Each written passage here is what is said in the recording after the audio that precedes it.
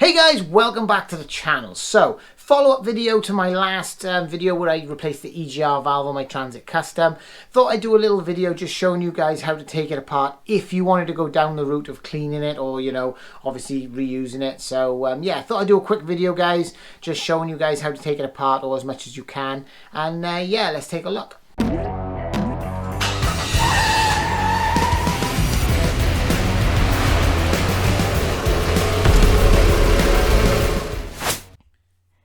And if you get value from this video, hit the like button and subscribe to support this channel. Right then guys, obviously in my last video I basically just went straight down the route of replacing the EGR valve because it's seized shut. Well, it seized open slightly, as you could see. I shined the torch in, you could see it was just stuck open, losing boost pressure.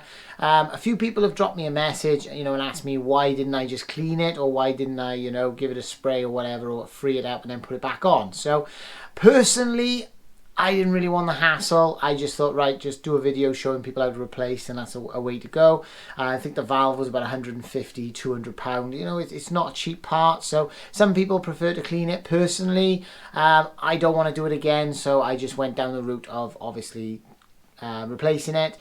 So yeah, I thought I'd do this little video. Just a little bit of background for the novices who, you know, don't really understand what an EGR valve is. So an EGR valve is basically on modern engines, to reduce emissions, they take soot from the exhaust and they put it back through the intake of the engine to basically reburn it. That's pretty much the simplest way I can explain it. It's, you know, it's not a good thing because you've got that really dirty, horrible carbon that obviously comes out of your cylinder when obviously your combustion process that's left over, and it just sticks to everything and it goes rock hard and it's just horrible. So most problems you get with throttle butterflies or EGR valves and a few things like that. Also your valves can coke up quite bad. It is really horrible stuff. So basically it's the valve that controls how much soot goes back into the intake. So it's that simple, guys. I'll run you through it in this video, you know, quickly how it works and stuff and where it comes in and out and all that stuff. But it's mainly just a valve, just like in your cylinder head, that lets air and obviously air in and exhaust out of your cylinder head. This is just a valve, exactly the same. It opens and closes and lets soot through. So yeah, that's the simple version of it. So yeah, let's take a little look how to take it apart. Right then guys, so as I said, this basically allows dirty soot from the exhaust to go back into the air intake for obviously emission reasons. Now basically all it is a valve, just like on your intake on your engine.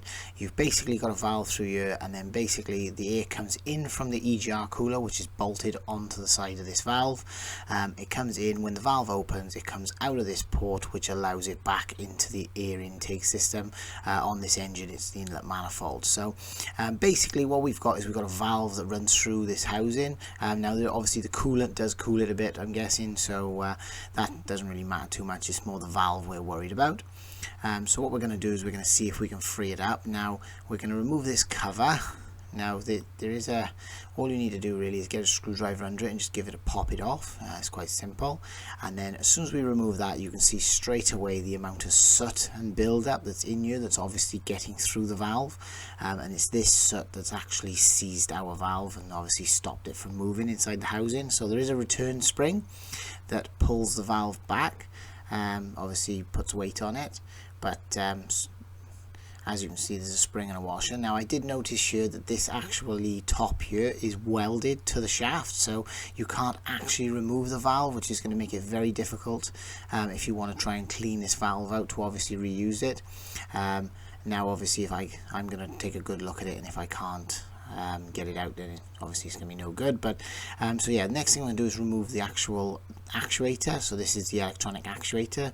There's 4 bolts. Now obviously if you're going to take it apart and clean it and repair it, then make sure you remember where the plug is, so you put this back on in the right place. It's always a key point really to take notice of. So yeah, basically I'm just going to remove these 4 bolts. Now I noticed when I took these 4 bolts out, the actual actuator itself is in 2 parts, and it does actually try to come apart. Now obviously I wouldn't want to pull it apart because you could do damage to whatever's inside. So what I do is remove these 4 screws and be very careful, so don't pull on pull on the actual actuator away from the housing. What I would actually do is just take 2 screwdrivers, which you'll see in this video now. So yeah, we'll go ahead and pull these 4 screws out. Now it is seized on pretty tight, so like I say, if you've got a vise, that would be easier, and you can just go ahead and pry that off. So let's get these screws out of the way.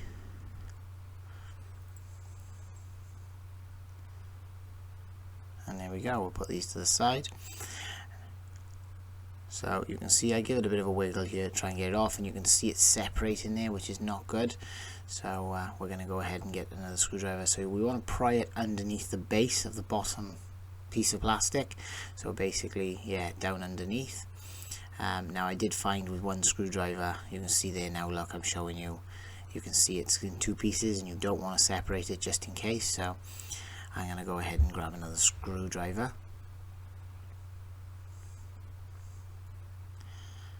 There you go. So once you've done that, then you can pry it from either side, and we can go ahead and pop it off. Now it did come off pretty easy, but obviously I had to work it back and forth a little bit. And there we go. So obviously be careful when you take it off. But so basically all you've got on this is basically it's just a motor that turns, and it's got a little bearing that locates. So obviously make sure that bearing's intact, and make sure it's not seized or anything. Maybe a bit of grease would probably do it a bit of good. And then as you can see now, we've just got the actual EGR housing itself, which has got the valve inside it. It's quite simple really. So as you can see there now, it sees solid. I physically can't move it, so I'm going to try and give it a bit of a tap to see if we can move it around. Now you can see I've cleaned off the valve a little bit so you can see it, but as you can see, this is absolutely seized solid. I can't move it at all with my fingers, and if I give it a bit of a tap with a hammer, you can see I can tap the valve down, but then obviously that spring should return that valve, and it's just completely seized. So it's up to yourself really. You could go ahead now and you can give it a good spray. You can see there now, look, the valve is open, so you can see how it allows the gas through, and lets it flow when the valve is pushed down, and then when it's back up it closes. So I'll just knock it back shut. Now as you can see, it is seized solid on mine, so it's up to yourself really. You can try and free it up, hit it back and forth, give it a bit of a spray with something, but in my opinion this is just too far gone and just not worth the effort. I wouldn't trust it not to seize again, so I'm going to go ahead and like I say, I've fitted a new one in the previous video, so in my opinion it's done for, and there's only one real good thing for it, and that's to throw it in the scrap. So thanks for watching, guys. I hope that'll help you if you decide to clean yours. Now they do sprays and stuff for giving them a clean, like this is one we keep in the shop here. To me it wasn't worth it, but if you want to give it a go and see if you can free it up, then that's up to yourself. But yeah, I'll put some links down in the description. So thanks for watching. And if you get value from this video, hit the like button and subscribe to support this channel.